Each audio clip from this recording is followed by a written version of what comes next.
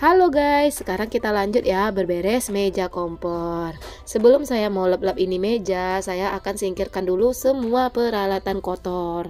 Kita jadi mama memang harus seperti itu ya, habis masak itu harus langsung berberes. Apalagi dapurnya yang seperti dapur saya ini. Kalau nggak langsung diberesin, sangat-sangat nggak enak dipandang. Terkadang pun udah saya beresin, tetap aja ya nggak enak dipandang.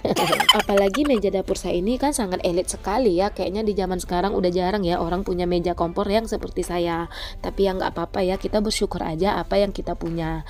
Dan saya juga menutup dekat bagian kompor itu menggunakan karpet ya. Harusnya karpet itu untuk lantai, tapi saya gunakan untuk menutupi dinding papan yang ada di dekat kompor. Jika ada yang bertanya kok di meja dapur ada kaca, di sini saya akan jelaskan sedikit ya. Kaca itu adalah bekas lemari yang udah rusak. Jadi kacanya saya taruh di sini dan sebagian papan lemarinya itu saya jadikan untuk meja ini. Kebanyakan ini itu bekas-bekas lemari yang udah rusak ya. Jadi saya manfaatkan aja untuk meja dapur. Setelah beres-beres meja, sekarang saya mau lanjut untuk mencuci piring. Tapi ini itu bukan piring kotor sih. Piring kotor tadi pagi udah dicuci sama anak saya. Piring kotornya cuma ada satu, sisanya itu peralatan masak yang tadi saya gunakan. Mumpung hari ini saya lagi rajin, semua peralatan masak yang kotor yang tadi saya habis masak, saya langsung cuci aja. Sedikit info, saya itu rajinnya nggak setiap hari ya. Saya itu rajinnya ya sekali-sekali aja, terkadang sekali sebulan atau sekali seminggu ya, tergantung lah ya, mut-mutan ya, namanya emak-emak rumah tangga. Kadang rajin, kadang malas, tapi kalau saya sih kebanyakan malasnya daripada rajinnya. Tapi jangan khawatir ya, semalas-malasnya saya itu tetap bertahan di dalam rumah ya. Saya itu nggak begitu suka ya keluyuran di luar rumah, nongkrong-nongkrong nggak jelas. Paling kalau di luar rumah itu kan nanti ujung-ujungnya menggosip ya. Ops, maaf menggosip, kamu kebawa-bawa. Tempat tongkrongan ternyaman saya itu adalah di rumah, baring-baring sambil main HP. Kalau ada konten ya saya edit, kalau nggak ada saya nonton YouTube.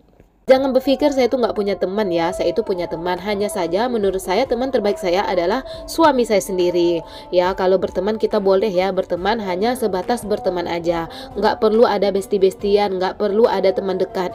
Yang penting kita itu bisa menjaga silaturahmi dengan tetangga dengan baik. Tapi bukan berarti kita harus selalu nongkrong dengan tetangga. Sebetulnya untuk kita yang sudah berumah tangga, kita itu nggak perlu lagi ya ada sahabat atau besti-bestian. Kalau menurut saya pribadi, sahabat terbaik saya adalah suami saya sendiri. Ya itu kan menurut saya ya, beda orang kan beda lagi. Berbeda ya dengan waktu kita gadis atau kita lajang, kita itu memang membutuhkan sahabat, membutuhkan besti. Tapi kalau kita udah berkeluarga ya nggak perlu lagi lah ya pakai besti-bestian. Hanya saja kita harus tetap menjaga silaturahmi dengan baik dengan para tetangga. Oh ya jangan salfok ya, itu anak saya lagi bermain. Mereka kalau bermain memang seperti itu ya, kadang berantem, kadang ketawa, kadang nangis. Ya namanya juga bocil ya, apalagi kan anak saya ada 3 dan ketiganya itu masih pada bocil-bocil semua. Ya begitulah ya resikonya kalau kita punya anak banyak dan masih kecil-kecil semua. Ini saya lagi ngomong ya, saya itu lagi membahas soal kamar yang udah berantakan. Ini dia ya kamar anak saya itu udah pada berantakan, padahal tadi udah rapi. Dan juga lihat kamar saya itu udah kayak kapal pecah. Padahal saya itu kalau bangun tidur, hal pertama yang saya kerjakan yaitu beres-beres kamar saya, kamar anak, nanti baru lanjut nyapu-nyapu rumah. Tapi ya kayak gitulah ya kalau kita punya anak kecil, walaupun kita udah beresin kamar, nanti udah selesai melakukan pekerjaan lain, pasti kamar itu berantakan lagi kalau mereka lagi bermain di rumah. Tapi saya tetap menikmati hari-hari saya sebagai ibu rumah tangga. Tapi jangan dipikir ya kalau saya itu ibu yang lemah lembut, yang kalem. No. Saya itu ibu yang garang ya. Kalau lagi marah suara saya itu bisa sampai ke RT sebelah. Apalagi kalau saya ngomel-ngomel bisa bahaya. Saya lemah lembutnya itu hanya di depan kamera aja untuk jaga image. Ya namanya juga emak-emak ya. Saya rasa emak-emak yang punya anak lebih dari satu aja yang kecil pasti sudah paham sekali. Apalagi ya saya yang punya 3 anak yang masih kecil-kecil. Kalau lagi ngumpul, kalau lagi main di rumah, ampun deh kayak kapal pecah itu isi rumah. Tapi ya nggak apa-apa ya, itu memang sudah tanggung jawab dan resiko kita menjadi seorang ibu. Mereka kan juga tidak minta dilahirkan. Kita kan yang ingin melahirkan mereka, dan kita juga yang harus bertanggung jawab mengurus dan merawat mereka. Jangan pernah kita anggap anak itu adalah beban dalam hidup. Sebetulnya itu salah satu alasan saya kenapa saya itu nggak mau keluar rumah ya. Kalau saya keluar rumah pasti anak-anak ikut.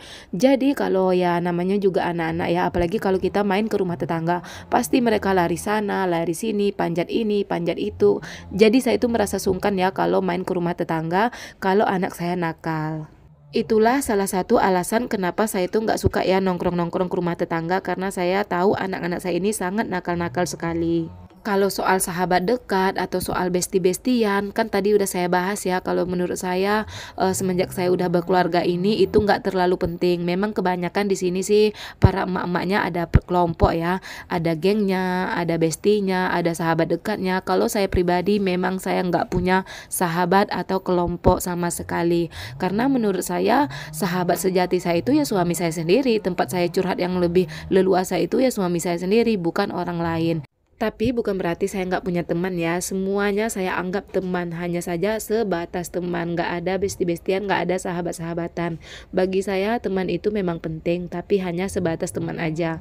Kalau terlalu dekat itu nggak baik. Kalau terlalu jarak jauh pun juga nggak baik. Intinya kita saling menjaga aja. Jangan sampai kita bermusuhan dengan para tetangga. Karena bagaimanapun juga kita itu sangat membutuhkan tetangga ya. Kalau kita ada sesuatu kejadian di sini, hal pertama yang menolong kita itu pasti tetangga. Oh ya, dari tadi saya itu cuma membahas sahabat atau bestie ya. Di sini saya juga mau minta pendapat kalian ya. Mungkin ada yang setuju atau nggak setuju dengan saya. Di sini kalian boleh komen ya. Seberapa penting bagi kalian seorang sahabat atau seorang bestie setelah menikah. Tapi ini yang saya pertanyakan setelah kita menikah ya, bukan saat kita remaja atau saat kita gadis. Kalau gadis dulu saya punya sahabat dekat ya, atau punya bestie, dan saya juga punya geng-gengan. Tapi karena sekarang saya udah berkeluarga, udah punya anak, saya udah nggak punya lagi sahabat dekat, saya udah nggak punya lagi geng-gengan. Hanya saja dengan teman yang dulu saya dekat, saya masih tetap berkomunikasi dengan baik sampai detik ini. Dan bagaimana dengan teman-teman semua, apa masih ada sahabat atau besti-bestian setelah menikah? Boleh ditulis ya di kolom komentar seberapa pentingnya seorang sahabat dekat. Oh iya, ini saya lagi lipat baju ya, dan di sini terlihat saya itu lagi ngobrol, lagi ngomong. Saya nggak ingat lagi ya membahas apa. Soalnya ini video 2 hari yang lalu, tapi saya baru sempat edit sekarang. Semalam itu saya udah edit ya, tapi masih separuh-separuh. Dan hari ini saya edit dan saya tuntaskan. Hanya saja saya udah lupa ya apa yang saya bahas di video ini. Soalnya dari tadi itu saya membahas soal yang lain ya. Jadi apa yang saya bahas di video ini saya udah lupa. Padahal saya itu buat kontennya sambil ngomong.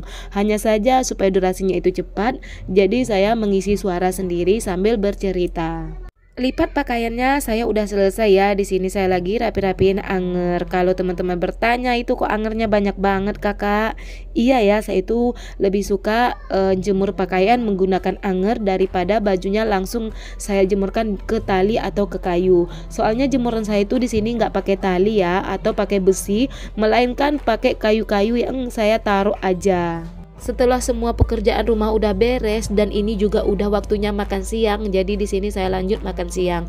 Oh ya, ini lauknya sambal dendeng ya, yang kemarin 2 hari yang lalu ada ya saya upload videonya, karena ini masih di video di hari yang sama. Ini sambil makan saya itu sambil menjelaskan dan sambil bercerita ya. Saya itu kalau nggak salah menjelaskan menu yang saya masak, tapi nggak tahu juga sih ya, soalnya saya udah lupa karena ini video 2 hari yang lalu. Oh ya, di video saat saya bikin dendeng itu ada yang komen ya gini katanya, "Kak, saya kepengen Kak bikin dendeng begitu, tapi saya takut dagingnya alot." Di sini saya kasih tahu ya caranya supaya dagingnya itu nggak alot.